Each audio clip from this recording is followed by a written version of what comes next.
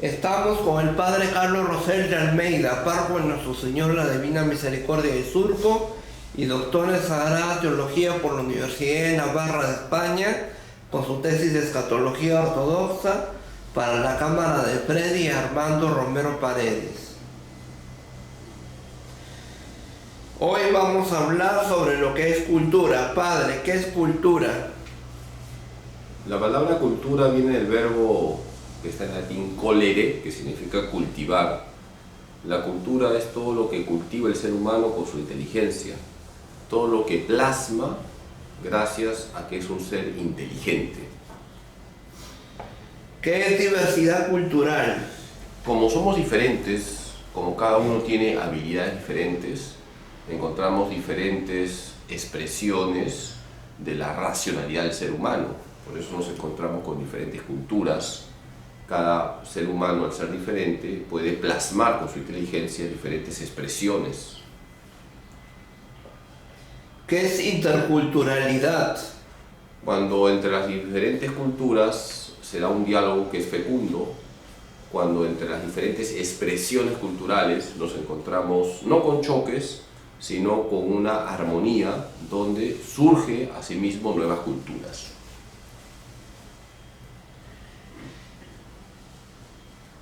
¿Está bien decir de que Europa y América chocaron? ¿O está bien decir de que entre Europa y América fue un choque de culturas en su momento? En ese contexto histórico de la conquista hubo un choque de culturas, pero, vamos a matizar, hubo un enriquecimiento también. O sea, hubo un choque y hubo un enriquecimiento. Hubo un choque porque evidentemente al llegar los españoles llegan para implantar aquí en tierras americanas lo que es el Imperio Español con sus pros y sus contras. Y no podemos caer en una visión ideologizada de pensar que los españoles, que todos eran malos de ninguna manera. Y hay algo muy bonito, y es que hubo un mestizaje. Los españoles se mezclan con las razas de América y tenemos un mestizaje. ¿Qué es el enfoque cultural? El enfoque intercultural. Cuando nosotros percibimos una sociedad fijándonos en las diferentes expresiones culturales. ¿Qué es la identidad cultural? Es lo propio de una persona donde eso propio que se expresa de esa persona tiene que ver con el ambiente donde vive. Por ejemplo, como peruano, a mí me gusta el ceviche, a un alemán de repente no. Como peruano escucho un vals criollo y me emociono, un alemán escuchará un vals criollo y de repente no se va a emocionar. Entonces, cada uno tiene un sentimiento conectado con su cultura. ¿Qué es la ciudadanía intercultural? En un mundo globalizado como este, donde todos estamos conectados, se habla de una ciudadanía intercultural cuando cogemos aspectos de otras culturas y las apropiamos, las hacemos nuestras. ¿A qué nos referimos cuando hablamos de pueblos indígenas u originarios? Hablamos de aquellos pueblos que se han desarrollado siempre en un lugar, que han tenido raíces solo en ese lugar y que todavía no se abrieron a otras culturas, pero ya hay poco de eso. Hoy en día prácticamente todas las culturas están influenciadas por otras, entonces son pocos ya los lugares donde se puede hablar de una cultura puramente indígena. ¿Y por qué se da eso de que ya no es una cultura puramente indígena, sino es un mestizaje? En gran parte tiene su papel la globalización, por ejemplo, los medios de comunicación, en internet. Tú vas a un lugar, por ejemplo en el Perú, la Puna, en un pueblito de la sierra y vas a ver pues a los jóvenes incluso vistiendo ya no como los abuelitos o escuchando música que no es de la zona. Entonces todo eso implica que se han asumido elementos de otros lugares. Y cuando se han asumido elementos de otros lugares, ¿cómo es ese proceso mientras se asumen esos elementos de otros lugares? ¿Cómo es la asimilación de ese proceso y la asimilación de esa cultura? Bueno, hay influencias de fuera, como he dicho, que tienen que ser valoradas sobre todo por las personas más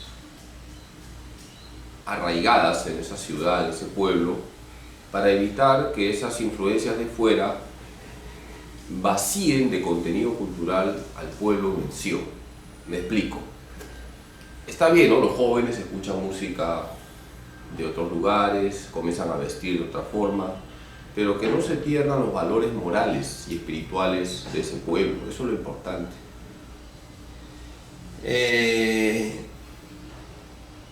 ¿Cómo se asimilan los extranjerismos?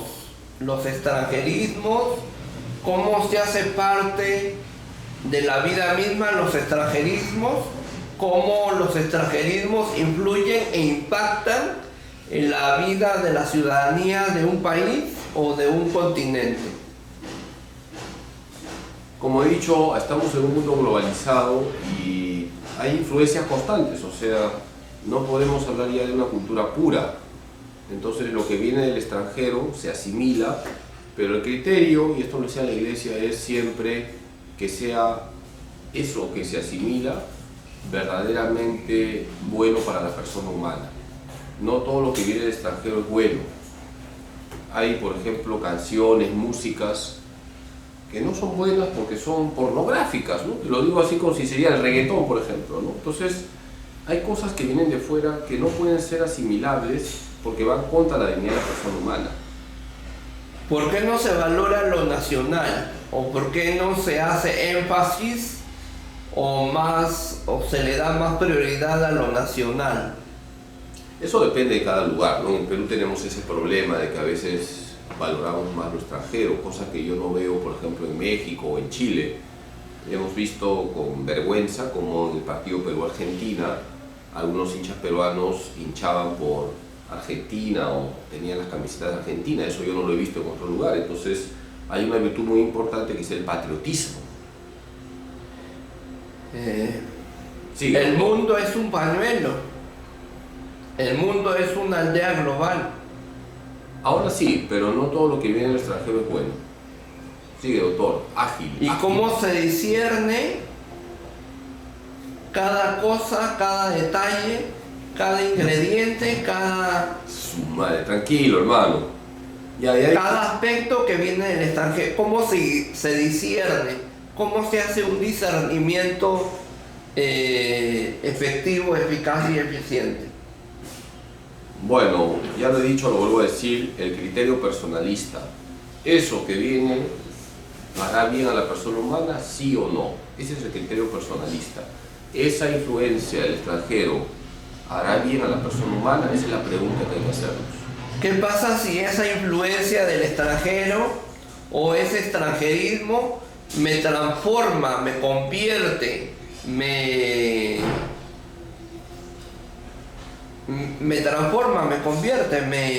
cambia? ¿En qué? En todo aspecto. No, pero ¿en qué? ¿Para bien o para mal? Puede ser positivamente o puede ser negativamente. Por ejemplo, el ídolo pop te cambia de una manera. Una visita papal, una visita santoral del papa de turno te cambia de otra manera, te cambia positivamente. Entonces, ¿cómo se entiende la transformación, el cambio, la mutación que hay al momento de ser parte de un extranjerismo o al momento de recibir el impacto y la influencia de ese extranjerismo? Bueno, mira, con el florazo que has metido tú ya te has respondido, ¿no? Tú ya te has respondido. Si esa influencia hace de ti una mejor persona, la visita del Papa, bendito sea Dios cuando hablamos de esa influencia. Si esa influencia te la da un cantante de pop o de rock y te vuelves un drogadicto o comienzas a vestirte que no se sabe si eres varón o mujer, mala influencia. Así que el criterio, escucha para que no vuelvas a hacer esas preguntas, el criterio es el criterio personalista, ¿ya? ¿Te hace buena persona esa influencia? ¿Te hace mala persona? Sigue, doctor, ágil. Si todos se tiran del puente por el último grito de la moda, ¿todos se tiran del puente o hay varios que se quedan en la orilla o al borde? Se tirarán del puente. Déjame responder, doctor. Si todos se tiran del puente, todos son unos enanejados y alienados, débiles mentales. Tú no te puedes tirar del puente si es que eres una persona que tiene principios arraigados. Tú no eres aquel que va a hacer lo que hace la mayoría. Siguiente. ¿Qué es una lengua indígena u originaria? Bueno, ya está la respuesta en la pregunta. Es la lengua propia de un lugar que no ha sufrido influencias de otras lenguas. ¿Qué son los derechos colectivos? Son los derechos de un grupo, pero tienen que ser verdaderos derechos, porque no basta decir somos un grupo y queremos un derecho. Pienso, por ejemplo, en la comunidad LGTB. La comunidad LGTB, siendo personas humanas y merecen respeto porque son personas, tienen una dignidad como personas, no se puede hablar de derechos, por ejemplo, al matrimonio, porque para que haya matrimonio se necesita varón y mujer. Entonces, los derechos tienen que ver con la naturaleza de la persona. No basta decir somos un grupo y queremos derechos. Los derechos tienen que ver con la naturaleza de la persona, con el bien de la persona. No hay derecho a lo anormal, no hay derecho a lo antinatural, no hay derecho a comportamientos que van contra la persona humana. ¿Es válido el derecho a la consulta previa? Eso sí, porque las consultas siempre permiten sondear cómo está el ambiente. ¿Todas las consultas previas que se realizan, se plantean, se hacen, son válidas? ¿O hay alguna consulta previa que debe de quedar descartada? Las consultas son correctas cuando se hacen preguntas que tienen que ver con la verdad del hombre y con la ley natural. Yo no puedo consultar a la gente si están a favor o no del aborto. Si están a favor, implantamos leyes a favor del aborto. No se puede hacer consultas para legislar normas que van en contra de la persona humana. Una consulta previa, ¿de qué manera o de qué forma ayuda a un pueblo originario, a una comunidad indígena? Bueno, ya lo he dicho, ¿no? Cuando las preguntas están bien planteadas, cuando las preguntas están en armonía con la dignidad de la persona humana, cuando las preguntas van a llevar a un proyecto en bien de esa comunidad, cuando las preguntas permiten sondear cómo está la comunidad para mejorar su nivel humano, social, económico, etc. ¿Qué pasa si, a pesar de que la consulta previa está bien hecha, bien planteada, bien planeada y beneficia de sobremanera a esa comunidad, a ese pueblo, el pueblo está cegado y convencido con otras ideas que no son? Bueno, se verá en la consulta, pues, ¿no? Por eso se hace la consulta, ¿no? Habrá una mayoría o una minoría. ¿Cómo se despejan las dudas? ¿Cómo se descartan las dudas en ese aspecto, en esa situación? Tu pregunta es Informando. No, tu pregunta es interesante. Primero, haciendo buenas preguntas. ¿Qué se va a consultar? Y lo que se consulta tiene que estar en armonía con el bien común. No es una consulta para imponer una ideología, es una consulta para buscar el bien de la comunidad. ¿Quiénes son los pueblos indígenas en aislamiento o contacto inicial? Son pueblos donde no ha habido ningún contacto con otra cultura y podemos decir, aunque suena feo, pueblos salvajes. ¿A qué nos referimos cuando hablamos de pueblo afroperuano? Al mestizaje que hay entre las razas que vienen del África, lo que hay acá en el Perú. Es decir, el Perú es un crisol de razas, entonces, así como hablamos del mestizaje afroperuano, también chino-peruano, ítalo-peruano, el mestizaje es bueno, y gracias a Dios que en el Perú ha habido mestizaje. ¿Cómo se gestiona la inclusión cultural? Mira, en primer lugar, clarificando lo que es inclusión.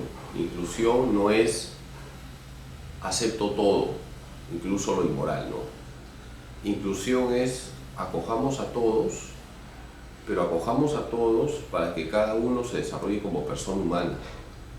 Inclusión no es decir acojo a todos para aplaudir la inmoralidad y para que los comportamientos inmorales sean aceptados como normales, no. Jesús es el modelo de inclusión. Jesús acoge a todos, pero para cambiarnos la vida. Fíjate lo que hace Jesús con la mujer adúltera. Jesús la acoge, pero le dice sigue cometiendo adulterio. ¿Te acuerdas de ese pasaje, doctor? Sí. ¿Qué es lo que Jesús le dice a los fariseos? Si ustedes están libres de pecado, que tiren la primera piedra. Y cuando Jesús se queda solo con la mujer adúltera, ¿qué le dice? Yo no te condeno, vete y no vuelvas A pecar. Entonces no vuelvas a pecar. La inclusión es acogemos a todos, pero no acogemos lo inmoral, no acogemos los comportamientos malos. Ayudamos a la gente a vivir correctamente. También está el hecho de tirar la piedra y esconder la mano. También, doctor, sigue. ¿Qué es la variable étnica? La variable étnica tiene que ver con la raza, ¿no? La raza es una dimensión de nuestro ser, tenemos una raza, y también pues la raza influye en parte en nuestra idiosincrasia. No es lo mismo un alemán que un chino que un africano. Las diferentes razas muestran la riqueza que hay en la humanidad. ¿Y qué es la idiosincrasia de un grupo humano, de un nivel socioeconómico, de un estatus sociocultural? ¿Qué es la idiosincrasia? ¿Qué es la idiosincrasia del estudiante de colegio, del estudiante de universidad, del oficinista o asistente de una empresa o de un aparato estatal, de una ama de casa? ¿Qué es la idiosincrasia? ¿Y por qué hay tantas idiosincrasias? Calma, hermano, tremendo flazo que metes, ¿ah? Sí. Basta decir qué es la idiosincrasia, nada más. Sí. ¿Qué es la idiosincrasia? La forma de pensar de una persona. En esa forma de pensar está la influencia de su contexto. Por ejemplo, tú le cuentas un chiste a un japonés y no entiende. Para los japoneses, la experiencia que tengo, no existe el chiste, la broma. En cambio, los peruanos somos de poner chapas, apodos. Entonces, hay dos formas, vemos, un japonés, un peruano, de reaccionar ante una misma realidad, ¿no? Una broma, un chiste, un apodo. Es la forma de ser de cada cultura. Ya, pero a veces no siempre se simpatiza y no siempre se tiene la empatía correcta para congeniar y conectar con esa idiosincrasia, con esa cultura. Por eso tenemos que ser tolerantes y saber que el otro, que no es de mi cultura, no es de mi comunidad, no es de mi país, tiene su forma de pensar. ¿Qué es la discriminación étnico-racial? Es el racismo, o sea, el rechazo al otro porque es de una raza diferente. Y es un pecado gravísimo el considerar que hay razas superiores a otras, porque todos somos hijos de Dios. ¿Está bien discriminar por la marca de ropa que usas? O sea, el hecho de discriminar por la cuestión de usar ropa de gamarra o de un rastro o de un mercado artesanal, un mercado de baja categoría, y no usar ropa de centros comerciales o de tiendas por departamentos. Discriminación por el uso de ropa. Bueno, yo creo que tu pregunta ya es de sentido común, ¿no? Ninguna discriminación es buena, punto. Con eso he matado 20 preguntas que me vas a hacer. Ninguna discriminación es buena. Ya está, por ropa, por raza, por condición social, por equipo de fútbol, por partido político, por orientación sexual. Ninguna discriminación es buena. Sigue, doctor. ¿Qué pasa cuando discriminas por la forma de hablar, por el dialecto, por el lenguaje, por la jerga?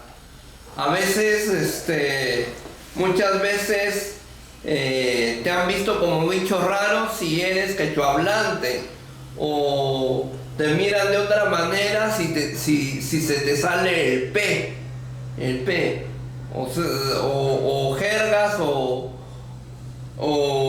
tecnicismos propios de barriada, de callejón, Ya, tranquilo. de zonas Ya. de bajos recursos. Ya. Acabo de decir que ninguna discriminación es buena, punto.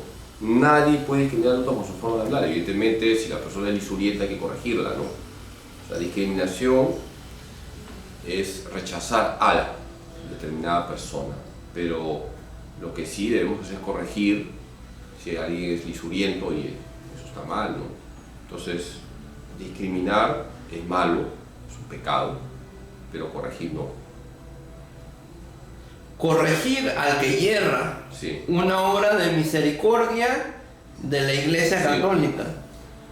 Sí, pero no te vayas por las ramas, hermano. Ahorita vas a tocar las obras de misericordia, los mandamientos, los sacramentos. Bueno, es un recordaris. Ya.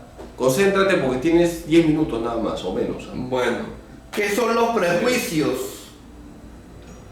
Los prejuicios consisten en poner etiquetas a alguien. Cuando no conozco a alguien, tengo que conocerle. Cuando yo, sin conocer a alguien, le pongo una etiqueta, este es así, asá, asé, estoy mal. ¿Qué son los estereotipos? Tiene que ver con los prejuicios. O sea, yo pienso que porque es de determinado lugar, como he tenido una mala experiencia con alguien de ese lugar, también lo califico así. Por eso es importante conocernos, ¿de acuerdo? Conocernos. O sea, hay que conocernos. Uno se conoce en el diálogo, en el compartir, y cuando nos conocemos, yo creo que se caen muchas etiquetas y caen muchos estereotipos. Siguiente, doctor. ¿Cómo se enfrenta? ¿Cómo se afronta? ¿Cómo se encara? ¿Por dónde se empieza para denunciar la discriminación en nuestro país y en el mundo? ¿Cómo se denuncia la discriminación? ¿Cuáles son los recursos? ¿Cuáles son los estamentos? ¿Cuáles son los pasos o las estrategias para denunciar lo que es discriminación?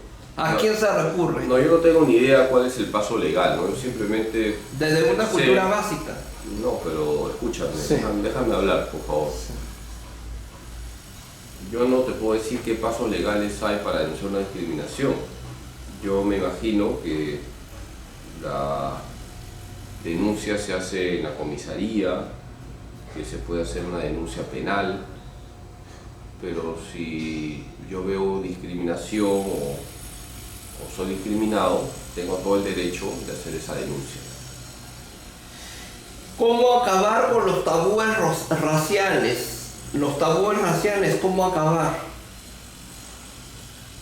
Conociendo a la persona, como lo he dicho, hay que conocer a la persona, sea la persona de raza negra, amarilla, gringo, de la sierra, de la selva, hay que conocer a la persona. Nos conocemos y entonces aprendemos a valorar la diversidad. Cuando hay conocimiento se puede valorar a la persona. ¿Qué es la apertura de mente en una sociedad como la nuestra, en una sociedad como la aldea global? Es sacar de nuestra mente esquemas cerrados, de poner etiquetas a determinados grupos, lo que ya he dicho, de no estar poniendo estereotipos, de no estar pensando que porque tuve una mala experiencia con una persona de determinado grupo o determinada raza, todos son iguales. Por eso vuelvo a lo mismo. Aprendamos a conversar, aprendamos a dialogar, hay que conocernos y en ese conocimiento valoramos la riqueza del otro. ¿Es malo o es bueno ser open mind, mente abierta? ¿Es malo o es bueno ser open mind? Ya preguntaste, no necesitas repetir 2 veces. Open mind significa mente abierta y eso depende, pues. Depende Porque el sentido malo, mente abierta, es ser un relajado y aceptarlo todo. Y eso está mal y va contra la palabra de Dios. Hay gente que dice, padre, usted es muy conservador, no tiene open mind, porque usted siempre habla contra el aborto, contra la ideología de género, contra las relaciones homosexuales. Padre, open mind, un momentito, open mind no significa que voy a aceptar la inmoralidad. Open mind no significa que voy a aplaudir el pecado. Entonces, un sentido malo de open mind es aceptarlo todo. Sentido bueno es lo que estamos viendo y que tiene que ver con tus 800 preguntas. Open mind, sentido bueno es yo voy a romper mis esquemas estrechos, voy a conocer al otro. Sea del África, de Asia, de Europa, sea de la costa, la sierra, la selva, yo no me voy a dejar llevar por los prejuicios, voy a tener mente abierta, voy a dialogar, voy a reconocer lo bueno que tiene el otro. ¿Cómo se logra el consenso, la concertación en una sociedad como la nuestra, en una aldea global? El consenso, la concertación. El consenso nunca se puede lograr en base a mayoría, sino en base a la verdad. La verdad es el criterio. Es que hay un consenso de que se tiene que aprobar la ley del aborto. Sí, pero eso está mal, aunque lo diga la mayoría. La verdad es que el ser humano merece respeto. La verdad es que en el primer momento de su concepción hay una vida, hay un ser humano, una persona. Esa es la verdad. Entonces, tu pregunta la respondo concretamente. El verdadero consenso está en la verdad, que es objetiva y no subjetiva. No es lo que dice la mayoría el criterio para actuar. ¿Concertar no es pactar o sí o no? Depende, pues. Podemos llegar a un consenso y un pacto, o sea, no se opone. El consenso y el pacto, y ahí mato todo, tiene que ver con la verdad. No con componendas, no con complicidad en el mal, no con la mentira. ¿Cómo ayudar a alguien que sufre por un trauma étnico-racial? ¿Cómo se acompaña, cómo se repara a alguien que ha sufrido por un trauma étnico-racial? Bueno, es un trauma, evidentemente, ser marginado, ser discriminado, y en el Perú hay mucho racismo, pero también hay gente buena, ¿no?, que nos ayuda a sanar heridas, y es bueno buscar esa gente buena, esa gente que nos va a acompañar. Y bueno, cuando ha habido bullying en niños por cuestión de raza, evidentemente implica un proceso de sanación donde entran a tallar también los psicólogos. Es importante que una persona que se ha sentido discriminada sane esas heridas para que no haya en su corazón deseos de revancha, no se vuelva una persona resentida. Desde la fe, lo que más sana es Cristo, la oración, los sacramentos. Por ejemplo, en las parroquias, en principio, pues hay grupos donde se acogen a todos, entonces también recomendaría formar parte de un grupo de oración, todo eso es sanante, ¿no? Doctor, te quedan 2 preguntas porque ya estamos a la hora, así que 2 preguntas y me levanto, pones tu cámara y me despido. ¿Por qué a pesar del mestizaje y la peruanidad tan arraigada, hay racismo en algunos distritos o en algunas zonas del Perú? El racismo viene del pecado original, hermano, de la concupiscencia. ¿Qué es la concupiscencia? No sé. La inclinación al pecado. Entonces, el racismo es efecto de la inclinación al pecado. Tenemos malas inclinaciones y eso lleva a maltratar al otro. Doctor, tu cámara arriba ya. Ponla, terminamos, hermano. Ahí está. Tu última pregunta, mensaje final, bendición final. Listo.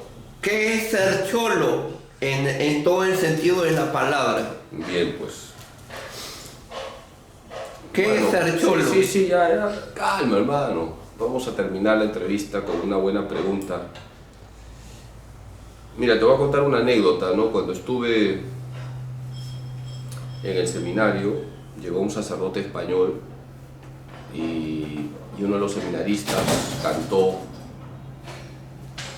"Solo soy, no me compadezcas", de Luis Abanto Morales, ¿no? Y ahí se dice, ustedes los blancos que llegaron de España, ¿no? El padre español se sintió mal. Ser cholo es ser peruano, porque el Perú es un país donde hay mestizaje. Ser cholo es ser considerado alguien que es el efecto, el fruto de una fecunda mezcla entre lo español y lo indígena. Es nuestra idiosincrasia ser cholos, pero también no se puede insultar al otro diciéndole eres un cholo como si no fuese un gringo de ojos azules, ¿no? Entonces, yo diría que ser cholo nos identifica a todos los peruanos, porque es mucho más que un mestizaje, es nuestra forma de ser. Y tenemos que valorar en el Perú las riquezas que tenemos, darle gracias a Dios por todo ese bien que nos ha dado. He dicho que esta es la última pregunta. Que Dios Todopoderoso les bendiga en nombre del Padre, del Hijo y del Espíritu Santo. Gracias, doctor. Terminamos. Fue el padre Carlos Rosel de Almeida, párroco de Nuestro Señor en la Divina Misericordia de Surco y doctor en Sagrada Teología por la Universidad de Navarra de España, con su tesis Escatología Ortodoxa para la Cámara de Freddy Armando Romero Paredes. No se pierda el Correo Mariano, su boletín informativo de la Arquidiócesis de Lima a cargo de Monseñor José Ignacio Alemán y Grau. También no se pierdan los programas radiales del padre Carlos Rosel de Almeida, confirmando nuestra fe los martes a las 10 de la mañana por Radio María Perú, y los domingos el programa Hoy es el Día del Señor a las 9:30 de la mañana por Radio María Perú. Lo puedes sintonizar en cualquier aparato o dispositivo de audio, de sonido. Lo puedes sintonizar en la página web de Radio María Perú, lo puedes sintonizar en la página de Facebook o en el fanpage de Facebook de Radio María Perú. Esa página de Facebook, ese fanpage con el logotipo de la Virgen en tonos turquesas, pasteles y celestes. Doctor, me voy. No se pierdan los ratitos del padre Carlos Rosel de Almeida. Gracias.